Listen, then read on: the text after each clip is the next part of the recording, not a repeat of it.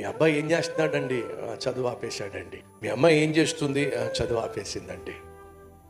ఏంటి వదిన? అన్నయ్య ఏమిటి ఇంట్లోనే ఉంటున్నాడు? ఉద్యోగానికి వెళ్ళడం ఆపేశాడు. ఏంటండి ఇల్లు సగం కట్టి? ఏం చేస్తామండి, సగం ఆపాల్సి వచ్చింది, ఆపేశాం. ఏమైంది? వ్యాపారం అన్నారు, పెట్టుబడి అన్నారు, ఏమైంది? కొంత పెట్టుబడి పెట్టాం కానీ తర్వాత ఆపేశాం. ఏదో స్థలం కొనాలన్నారు, పొలం కొనాలన్నారు, ప్రయత్నం ఏదో చేశారు, ఆ ప్రయత్నాలన్నీ ఆపేశామండి.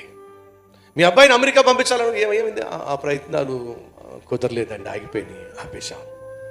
ఎవరికి ఇష్టం ఉండదండి ప్రారంభించింది ఆపేయటం, కానీ సైతానికి మాత్రం చాలా ఇష్టం అండి. నువ్వు ప్రారంభించిన దాన్ని అర్థంతరంగా ఆపేసే నీ జీవితాన్ని అవమానంలోకి నెట్టేయడం సైతానికి బహు ఇష్టం.